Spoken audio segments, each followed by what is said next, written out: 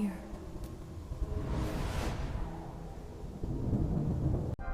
You think you know Illinois? You don't. Beneath the cornfields and city lights, the veil is thin. Get out! These aren't echoes, they're You residents. don't belong here. They hunger for company. The prisons scream. The mansions weep. Stop scrolling.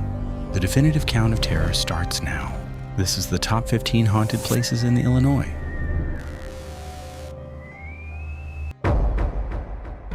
Wait, McPike Mansion, Alton. The McPike Mansion in Alton, Illinois, constructed in 1869, stands as a decaying monument to the Gilded Age. Its Renaissance Revival architecture is now overshadowed by decades of neglect and consistently documented paranormal activity, establishing it as one of the Midwest's most aggressive haunting sites. Investigative teams routinely log extreme electromagnetic anomalies and sudden, dramatic temperature fluctuations that defy natural explanation, particularly within the deep limestone foundation. The property is widely purported to sit on a significant energy vortex, explaining the intensity of the residual and intelligent hauntings that perpetually plague the site. The most active areas remain the desolate wine cellar and the main second-floor landing. Witnesses frequently report encountering the spectral figure of Henry G. McPike himself, often seen pacing the upper levels as if still supervising the estate. More unsettling is the entity known as Mary, believed to be a former servant girl. Her manifestations are characterized by distinct, disembodied whispers recorded in the stone vault, frequently responding directly to researchers' questions with unnerving clarity. Objects have been known to lift and relocate violently, suggesting a level of kinetic interaction far beyond typical residual energy, often preceded by the pervasive scent of pipe tobacco marking Mr. McPike's presence. The structural decay of the mansion mirrors the deterioration of the protective veil between the living and the deceased. Researchers who spend extended periods on site describe overwhelming feelings of existential despair and intense physical pressure, suggesting the entities are not passively trapped but actively consuming the energy of the living.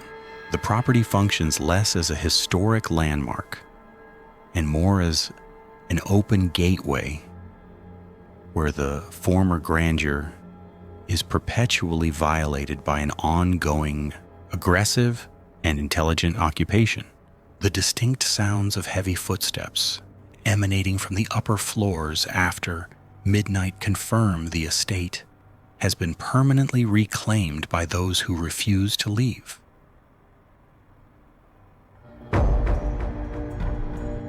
To Resurrection Cemetery, Justice Archer Avenue. Archer Avenue, running through Justice, Illinois, serves as the documented epicenter for the legend of Resurrection Mary. This entity, consistently described since the mid-1930s, is historically cataloged as a vanishing hitchhiker, a young, blonde woman in an antiquated white party dress. She is intrinsically linked to the geographical corridor between the former Willowbrook Ballroom site and the imposing wrought iron gates of Resurrection Cemetery. Mary's interactions follow a chillingly precise operational pattern. She solicits a ride, directs the vehicle down Archer Avenue, and then requests to be dropped exactly at the cemetery entrance. Witnesses report her vanishing before the car comes to a complete stop, sometimes merging directly into the fencing structure.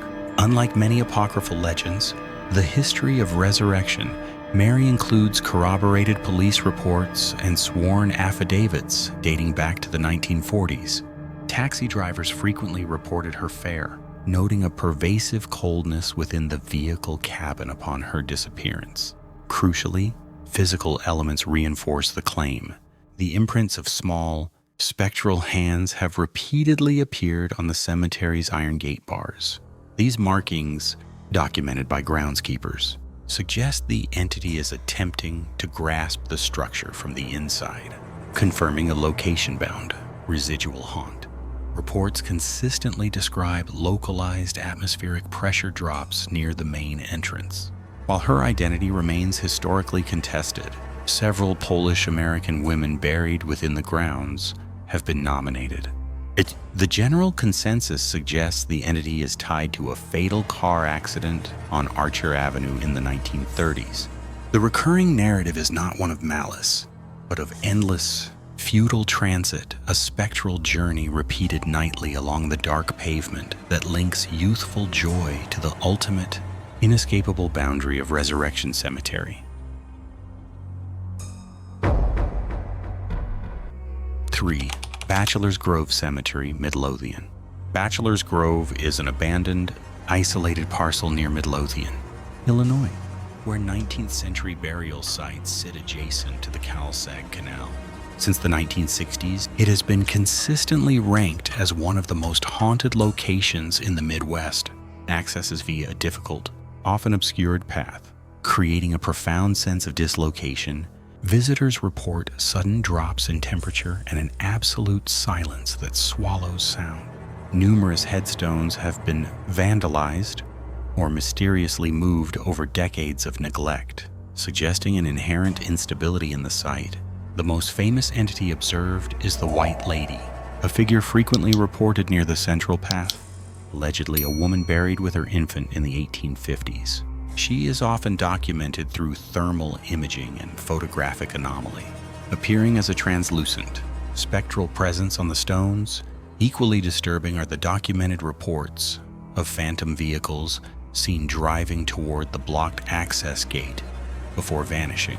Strange red and blue lights are also observed rising from the stagnant pond water, an area long rumored to be a disposal site for organized crime victims.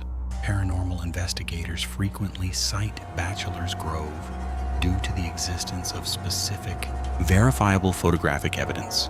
The most notable is the 1991 photograph showing the outline of the woman seated atop a tombstone, authenticated by multiple expert analyses. Whether the disturbances are residual echoes of tragic burial or manifestations of the violence associated with the canal, this measurable energy field maintains a persistent hold, ensuring the cemetery actively defies rational explanation. For Givens Beverly Castle, Chicago.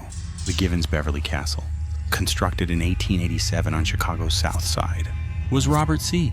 Givens' attempt to replicate the grand castellated architecture of Ireland. This massive stone structure, complete with crenellated turrets, was intended as an enduring, strictly private monument to his prestige. Givens' vision of perpetual ownership proved fragile. Financial difficulties forced the property's sale shortly after its completion, leading to a profound shift in its use, first to the Chicago Normal School, and eventually to the Beverly Unitarian Church. This rapid, unwanted conversion from a private estate to public institution is cited by paranormal researchers as the primary catalyst for the sustained spectral activity reported within the walls. Witnesses over the last century, including faculty, staff, and clergy, have consistently documented phenomena focused on the alleged displeasure of the original owner. The haunting is territorial rather than malicious. Reports detail intense, localized cold spots persisting even with full heating, particularly near the main staircase and within the library shadows. Heavy, deliberate footsteps, often sounding like rigid boots, are routinely heard traversing the upstairs landing and echoing from the unoccupied bell tower. Security footage sometimes captures inexplicable shadow anomalies moving through the empty halls after midnight, suggesting traversal by an unseen entity. The most vivid accounts describe the transient apparition of Givens himself. He is typically seen as a tall figure in late 19th century attire, frequently observed standing near the upper casement windows or descending the central staircase before dissolving into the aged stonework. Those who encounter him describe a palpable sense of proprietary judgment and deep annoyance emanating from the figure, a spectral landowner, eternally supervising a monument he failed to keep. forever trapped, ensuring the perfection of a property wrongfully taken. 2. Egyptian Theater, DeKalb. The Egyptian Theater in DeKalb, Illinois, opened in 1929.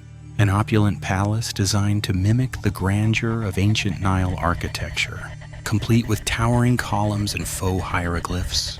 Its initial brilliance was soon overshadowed by the Great Depression, forcing the management to implement extreme cost-cutting measures. It is during this era that the chilling legend of Irva, a former cashier and usher, takes root. Irva was allegedly a devoted, perhaps overly possessive, employee who maintained a fastidious, almost spectral presence even when off-duty. She became deeply distraught as the theater struggled financially, fearing the loss of her beloved workplace more than her own livelihood. Her sudden, unexplained departure from the theater staff remains a mystery, but the building's persistent paranormal activity is frequently attributed to her lingering loyalty and frustration. Years later, during the theater's extensive renovation phases in the 1980s and the early 2000s, workers and staff began reporting consistent, unsettling phenomena. Doors to locked administrative offices would inexplicably swing open. Tools left neatly organized on scaffoldings would be found scattered across the stage floor. The most frequent manifestation involves disembodied footsteps, heard pacing across the upper balcony, specifically when the auditorium is completely empty, echoing the patrols of a diligent usher. Security cameras have often captured fleeting, indistinct shadows moving within the darkened rows long after closing time. These occurrences spike noticeably whenever structural or decorative changes are proposed, suggesting a watchful, conservative presence disapproves of alterations to her domain. The employees who spend the most time backstage speak of a cold spot that perpetually hovers near the main stage door, accompanied by a faint scent of old lavender Irva's reported signature perfume. On quiet weekday afternoons, stage managers claim to hear the distinct sound of someone counting coins near the antique box office window, a ghostly remnant of Irva tallying the meager ticket sales of the Depression era. Her presence is not malicious, but possessive, a spectral caretaker determined to ensure the meticulous upkeep of the Egyptians, forever bound to the polished brass and fading velvet of the theater she refused to abandon.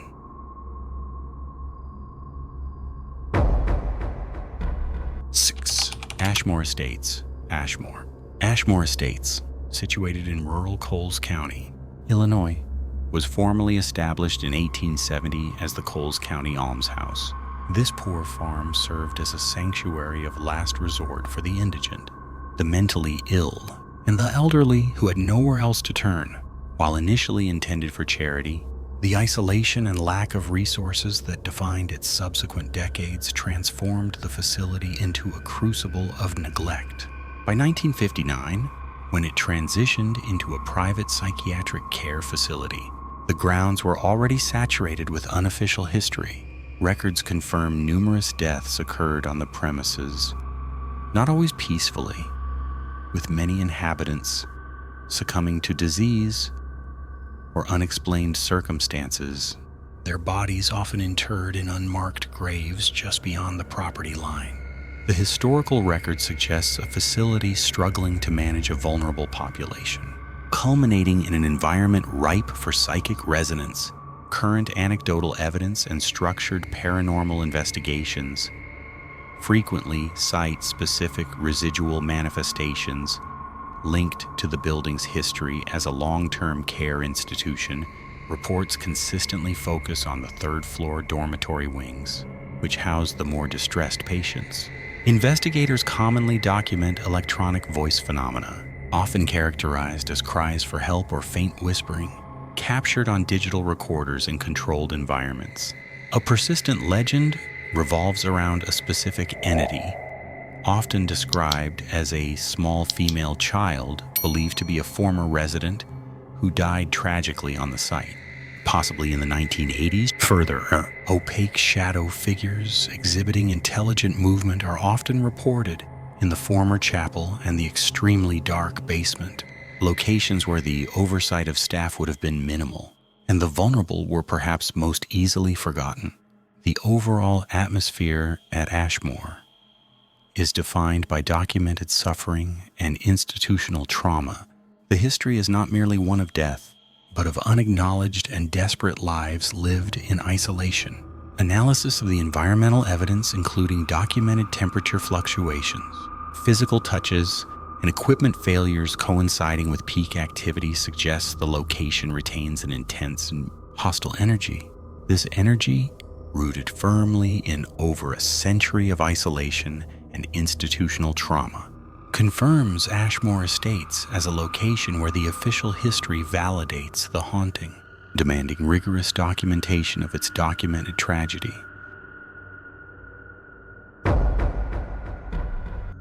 Seven, former Chicago Historical Society building. Chicago. The site at 418 North Dearborn is defined by absence and archival trauma. On October 9th, 1871, the structure housing the Chicago Historical Society became a pyre during the Great Fire. Staff members desperately attempted to save irreplaceable primary documents, including maps and diaries, but failed utterly. The wooden edifice quickly succumbed, collapsing inward. Several individuals, likely staff and citizens seeking refuge, were confirmed to have been trapped and consumed beneath the ruins.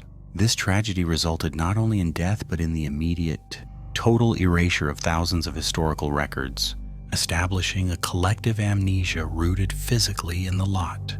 The modern structure, built upon this foundation, is consistently subjected to phenomena suggestive of residual trauma. Investigators frequently document localized, extreme drops in ambient temperature, often accompanied by the sharp, acrid scent of coal smoke despite no verifiable source nearby.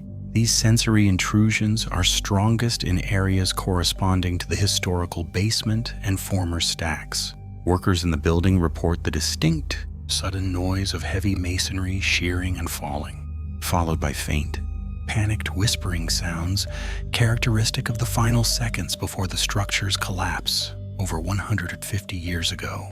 These manifestations suggest that the site functions as an involuntary archive, preserving only the sensory terror of its own destruction. The hauntings are often tactile rather than visual, the cold touch of unseen hands attempting to retrieve documentation, or the inexplicable sensation of being pressed down by immense, falling weight. The property remains perpetually suspended in the critical moment when history itself was destroyed, forever echoing the muffled screams of those who died trying to save Chicago's lost story.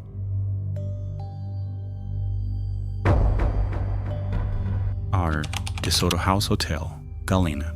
The DeSoto House, opened in 1855, is a surviving monument to Galena's lead boom prosperity, hosting 4 presidents, including Lincoln and Grant. Its historical weight, however, thinly conceals decades of reported residual hauntings. Staff document isolated temperature drops and electrical fluctuations, defying explanation, particularly on the 3rd and 4th floors. These anomalies are often preceded by the faint, distinctive scent of pipe tobacco and echo perhaps of the influential men who debated politics within its walls. The most frequent and consistent sightings involve spectral children. Multiple guests have reported hearing the sound of a small, hard rubber ball bouncing rhythmically down the main staircase, stopping abruptly as someone approaches. In room 208, a specific account details the manifestation of a young boy, appearing solid and fully dressed in early 20th century attire, who stands at the foot of the bed before vanishing instantly. Investigators hypothesize these are imprints left by the families who inhabited the hotel apartments during less prosperous times, locking the energy of childhood fear or play into the structure's foundation. Equally documented is the presence of the lady in black, typically reported hovering near the former ballroom or the staircase leading to the upper levels, areas historically associated with discreet, less reputable uses. Her appearances are silent, marked only by the profound, cold despair she projects onto witnesses. Unlike the playful children This apparition exudes a deliberate negativity, suggesting an intelligence tethered to an unresolved trauma.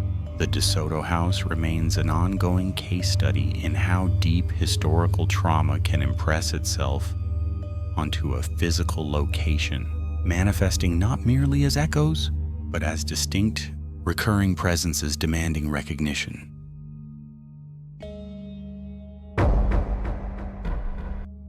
Noi, Cave-in Rock State Park, Cave-in Rock.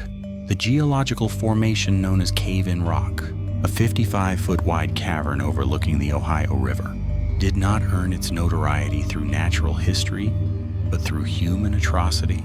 Beginning around 1797, this shelter became the operational base for Samuel Mason's gang of highwaymen and river pirates.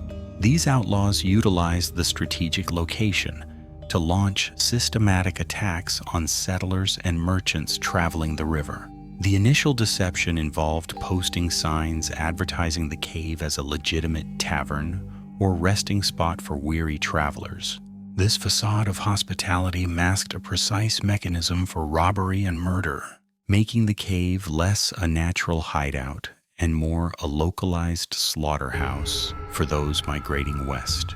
The massive limestone faces absorbed countless violent encounters and served as a silent witness to prolonged lawlessness. Historical documentation confirms that the cave's function was sophisticated murder. Keelboats and flatboats, weighted down with goods and livestock, were invited inside the shelter. Once the unsuspecting victims were disarmed or asleep, the pirates would execute the crew, often disposing of the bodies immediately into the fast-moving current of the Ohio River, thus erasing physical evidence of the crime downstream. Later, the cavern was periodically utilized by America's first recorded serial killers, the Hart brothers. When fleeing pursuing posses, the sheer volume of sudden, violent death associated with this specific location, spanning decades of intensive criminality, resulted in a localized, intense concentration of historical trauma embedded within the environment. Today, the Park Service manages the site, yet local reports and verifiable visitor accounts document phenomena inconsistent with natural explanations. During periods of high humidity or abrupt temperature drops inside the cavern, individuals frequently report a distinct olfactory presence, described as stale blood and gunpowder smoke, an impossible persistence given the cave's natural ventilation and environmental turnover. More critically, recorded audio surveillance has captured low-frequency guttural sounds, interpreted by some researchers as residual auditory echoes of drowning or struggling men, often manifesting during the late hours when the river fog rolls in, effectively obscuring the entrance just as it did 2 centuries prior when the pirates waited for the next approaching light. Title: Old Joliet Prison, Joliet. The twin Gothic towers of Old Joliet Prison, opened in 1858, confined the worst of Illinois for 144 years.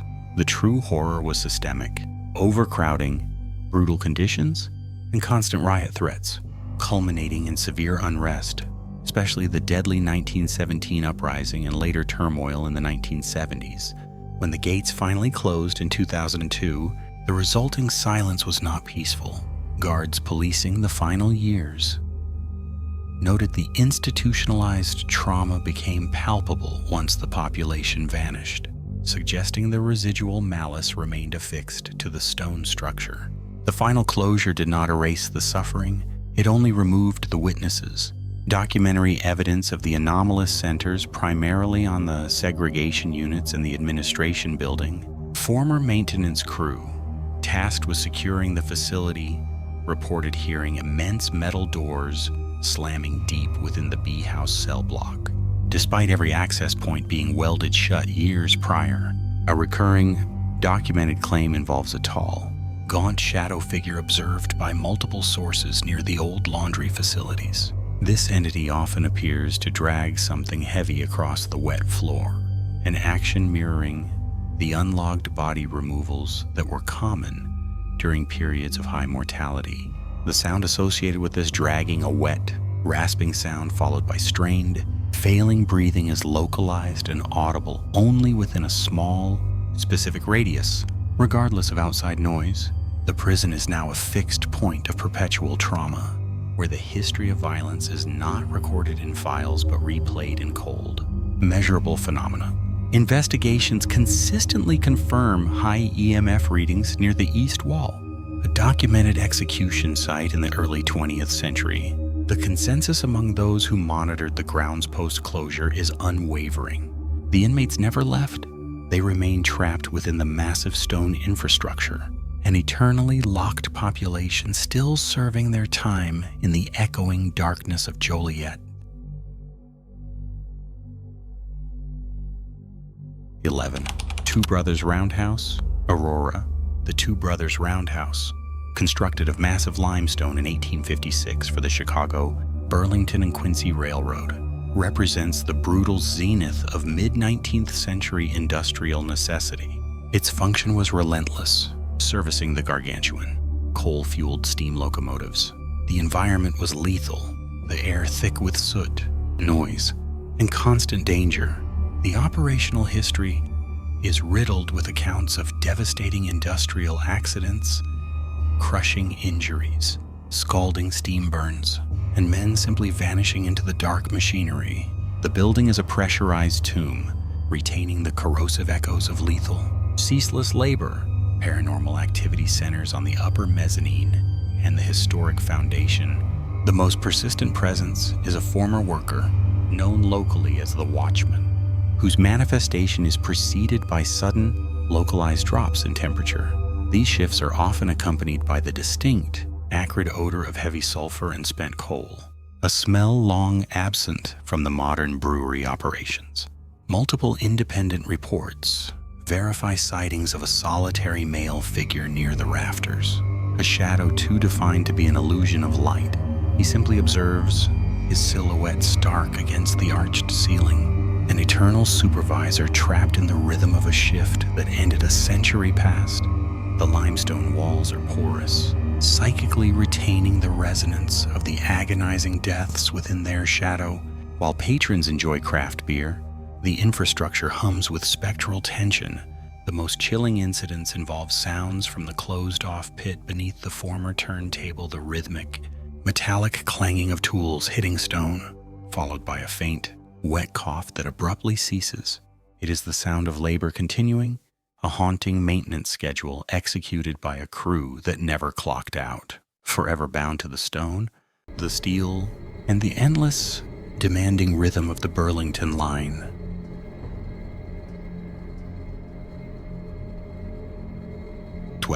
Historic Rose Hotel, Elizabethtown. The Historic Rose Hotel in Elizabethtown, built in 1800, served primarily as a field hospital during the Civil War. Archival records confirm the consistent flow of wounded soldiers, establishing a pervasive context of suffering that contemporary paranormal researchers believe is now archived within the building's limestone foundation. Auditory data collected over 2 decades repeatedly documents the sounds of spectral military boots ascending the main staircase, often correlating directly with sudden 15-degree thermal drops. Investigators frequently report an accompanying olfactory signature of burnt sulfur and antiquated ether. This pattern suggests not mere residual energy, but a localized, focused manifestation of trauma sustained during triage and prolonged terminal illness within the structure. The undisputed epicenter of the hotel's malicious activity is Room 17. Historical documentation confirms a significant non-combatant death occurred here, a documented suicide by hanging, although the victim's identity is disputed, alternating between a Confederate courier and a maid named Hattie. The environmental impact remains extreme. Witnesses entering the room report immediate, acute anxiety and the palpable sensation of pressure constricting the trachea. A 2011 investigative team reported a sustained spike in infrared readings near the antique wardrobe, immediately followed by the spontaneous appearance of transient ligature marks on the primary investigator's neck, photographed before rapid fading. The structural hauntings exhibit complex intelligence. Staff reports indicate calculated object manipulation, specifically antique surgical implements disappearing from secured displays, only to reappear strategically placed within the original operating room. This manipulation suggests persistent, focused awareness rather than simple energetic bleed-through. The Rose Hotel functions as a highly reactive, malignant archive, where the chronic pain of 19th century terminal patients and the acute terror of the hanging victim are still actively broadcast to any subject unfortunate enough to occupy the preserved space. 13. Haunted Conover Square. Ghost Tours, Oregon. The Conover Square structure in coastal Oregon, built in 1891 as the Regional County Records Office, holds documented historical significance tied to a catastrophic structural fire in 1898. Records confirm that 13 individuals perished in the collapse, but only 12 bodies were ever recovered or identified. Local oral history consistently refers to the 13th casualty as the clerk, a young man reportedly trapped beneath the sublevel archives during the main floor's fiery descent. Current paranormal research groups catalog the building as a Class 4 locus due to the high frequency and consistency of audio phenomena, primarily disembodied whispering and the distinct sound of heavy iron ledger drawers being violently slammed shut on the upper floor, an area structurally unstable and inaccessible to living personnel since 1957.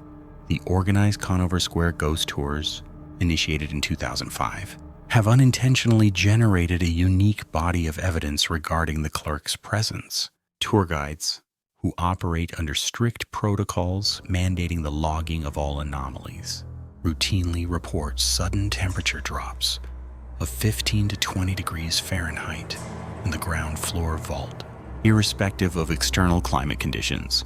More concerning are the recurring reports from guests usually standing near the sealed stairwell leading to the archives, describing being physically pulled or tugged backward.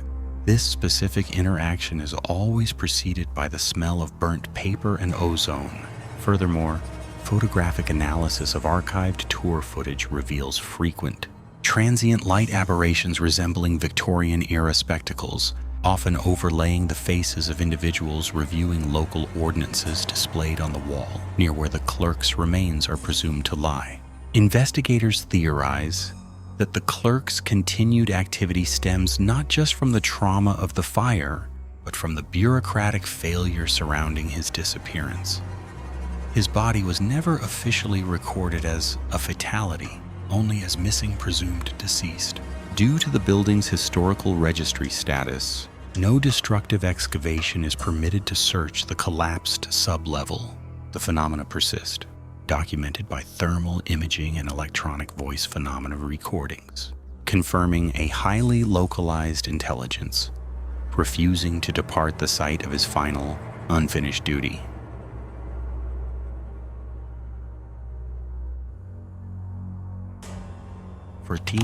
Crenshaw House, Old Slave House, Equality. The structure known historically as Crenshaw House, located just outside the Georgia Piedmont, was never officially recognized for the atrocities committed within its bounds. Yet local records speak plainly. It served from 1820 until emancipation, not merely as a cotton plantation, but as a site for the systematized, often brutal, breeding of human chattel. The irony of its contemporary nickname, Equality, stems from the belief that the lingering spiritual resonance treats all subsequent occupants with the same merciless, suffocating despair experienced by the generations held captive there. Investigators note the foundations absorbed the trauma. It is a structure saturated with fear, where no modern remodeling has managed to scrub clean the historical residue of violence. The spectral activity is less about visual apparition and more about overwhelming sensory immersion.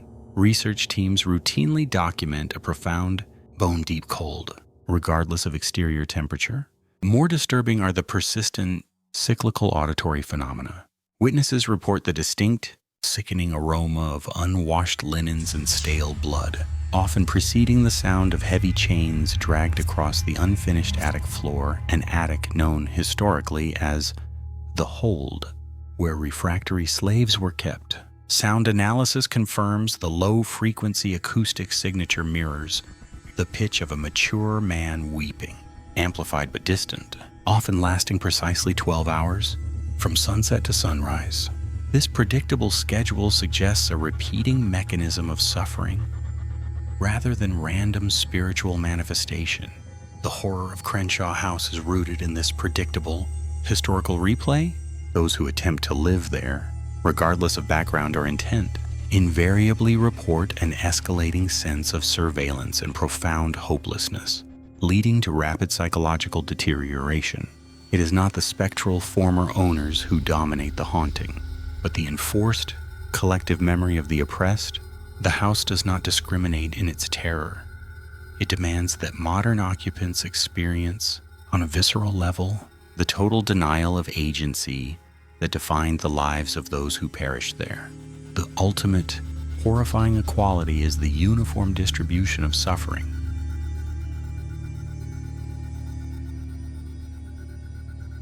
'50s Couch Mausoleum, Lincoln Park, Chicago. The Couch Mausoleum stands in Lincoln Park not by accident, but by historical defiance. Before it was a recreational space, this land was the city cemetery, its occupants numbering over 12. Following the trauma of the 1871 Great Fire and subsequent sanitary mandates, Chicago systematically exhumed and relocated the entirety of its dead. Ira Couch, the wealthy founder of the Tremont House Hotel, secured his place in perpetuity. The family owned the plot outright and refused to budge. The city did not exhume the Couch dead. They simply landscaped the new park around the massive granite structure, turning the tomb into the single, defiant remnant of the city's vast, forgotten burial ground, a historical wound beneath the modern grass. This structural anomaly has served as a fixed locus for sustained paranormal activity, documented primarily by local researchers and park staff attempting maintenance. Visitors frequently report a sudden, aggressive drop in ambient temperature within a 10-foot radius of the structure's reinforced bronze door, regardless of the season or external conditions. Photographic evidence routinely captures strong streaks of unexplained light interference and energy distortions near the upper cornice, especially after sunset. The most consistent auditory reports involve the unmistakable sound of scuffing footsteps or labored pacing originating from the stone floor inside. Sounds heard only when the external environment is otherwise completely quiet. The entity believed to be responsible is Ira Couch himself, described by sensitives and mediums as intensely proprietary and fiercely territorial. His apparition is rarely seen fully formed, manifesting instead as a swift, dense shadow, typically observed moving toward the back service door, presumably monitoring any attempt at unauthorized access. Maintenance crews tasked with the mausoleum's minimal upkeep describe an overwhelming, oppressive feeling of being scrutinizingly watched, coupled with a pervasive sense of irrational dread that lingers hours after they leave the site. The Couch Mausoleum is not merely a tomb, it is a point of historical resistance. The stone sarcophagus where Chicago's restless history continues its solitary, guarded vigil. As we close the book on Illinois' most chilling and legendary haunts, it's clear that the Prairie State holds secrets deeper than its dark history suggests. If you're ready to move beyond just reading the tales and start investigating them yourself, you're in luck. Next week, we're diving into the essential gear and techniques required to safely hunt down evidence of these restless spirits. Don't miss out on our guide to becoming a successful paranormal investigator. Like and subscribe so you're fully equipped when the next chilling chapter drops.